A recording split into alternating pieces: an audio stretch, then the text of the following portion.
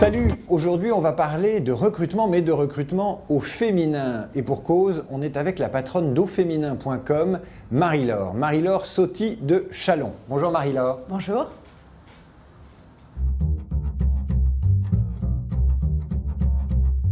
C'était vraiment très particulier. J'ai dit la vérité. Je n'avais pas fait encore de test, mais je me demandais si j'étais pas enceinte. Et donc j'ai dit, vous savez, je crois que je suis enceinte. Et le recruteur m'a dit, c'était à Libération, m'a dit, bah, dans ce cas-là, c'est pas possible. Enfin, ou si par hasard vous l'êtes pas, revenez vers nous. Et puis je suis pas revenue vers eux, j'étais enceinte. Et quand j'étais enceinte de 5 mois, ils m'ont appelé en me disant, on voudrait vous revoir parce qu'on pense que ça va être vous. Et j'ai été embauchée comme ça par Serge Genet. Moi, ça m'est arrivé 2 fois, parce que ça m'est arrivé de nouveau à France Télévisions. Donc, je suis un peu la pro de ce sujet-là.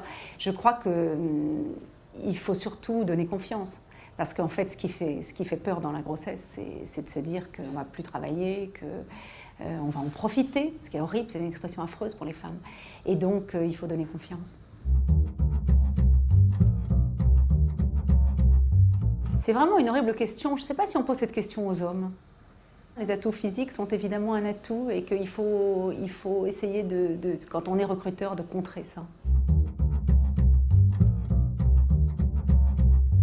Je me souviens d'un entretien d'embauche où on m'avait envoyé d'abord à la femme du patron, ce qui était quand même un truc extravagant. Et en plus, elle m'avait donné rendez-vous au Crayon. Et moi, j'avais, je sais pas, 26-27 ans. Et elle me dit au bout d'1 minute, « Vous aimez les bijoux ?» Et je voyais qu'elle avait des bijoux somptueux, et moi j'avais 26 ans. Donc j'ai ressenti d'être une femme, j'ai explosé de rire. Et ensuite j'ai téléphoné à mon mari, je lui ai dit, je pense que je ne vais pas être embauchée à ce job-là. En fait, j'ai été embauchée, mais c'était quand même un drôle d'entretien.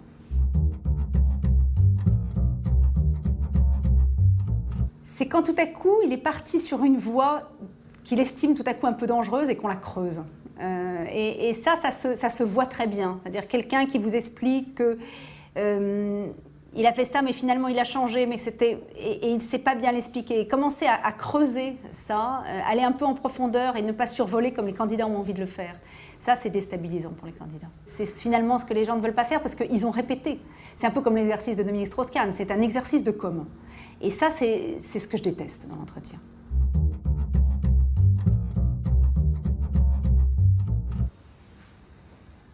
Moi, je crois à la rédemption.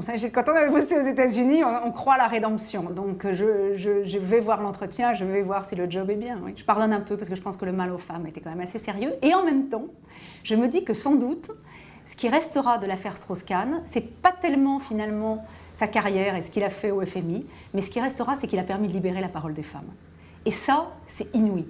C'est-à-dire qu'enfin, on se retrouve à pouvoir dire les choses qu'on a toujours tues parce que on se disait, si je le raconte, j'aurais l'air moi-même d'avoir été un peu ambiguë, ou alors j'aurais l'air un peu de faire de la complaisance avec tout ça. Donc finalement, quand j'interroge toutes les femmes qui ont fait carrière, elles disent toutes qu'elles ont subi des histoires comme ça, et qu'elles les ont tues, alors que maintenant elles peuvent les dire. Il y avait un livre que j'avais énormément aimé il y a quelques années, qui était Blink, de Malcolm Gladwell, qui disait, en fait, il faut trouver son intuition. Et son intuition, elle dure quelquefois que 1 seconde comme ça. Et cette première intuition, elle est très forte, elle est très riche. Et je trouve que si on arrive à retrouver cette toute petite étincelle du début, de se dire finalement qu'est-ce que j'ai éprouvé, dans quelle relation est-ce que j'ai été, et si on arrive à conserver cet état d'esprit-là, alors on arrive à ne pas se tromper souvent. Une fois, un truc que je me suis reproché indéfiniment, c'était un type qui s'appelait Bidouille, et pour le commercial, je me suis dit, c'est pas possible de s'appeler Bidouille quand on veut être commercial. Et je l'ai jugé sur ça. Et je m'en suis énormément voulu. D'abord parce que c'est pas vrai. Et puis donc j'essaye de pas avoir le détail qui tue. À cause de cette histoire qui m'est arrivée très jeune, je me suis ensuite dit, il faut vraiment que j'évite de regarder le détail qui tue. Donc non, j'aime pas du tout cette idée du détail qui tue. Ce que j'aime pas beaucoup, c'est les gens qui essayent de créer une complicité immédiate, tout de suite. Ça, je trouve que, au fond, il faut rester un peu quand même. C'est un exercice sur lequel il faut rester un peu, avec un peu de distance. J'aime bien que les gens osent dire, même si c'est incroyablement difficile, quelles sont leurs frustrations.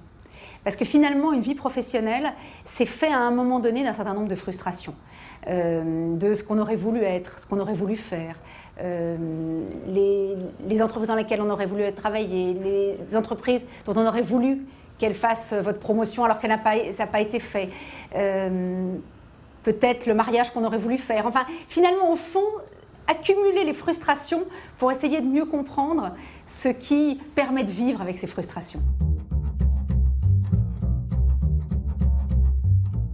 Est-ce que finalement être une femme, c'est différent pour recruter? Et j'aurais répondu que oui, si les femmes écoutent leur intuition et si elles ne veulent pas finalement singer les hommes. Il y a beaucoup de femmes qui singent les hommes. Et donc, c'est la chose la plus difficile finalement, au fond. Et c'est ce que les femmes disent dans les forums d'ailleurs, ce qu'on trouve. C'est rester une femme et ne pas adopter tous les codes des hommes.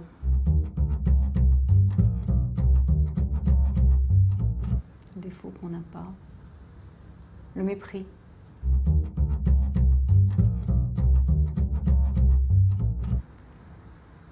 Savoir prendre du temps.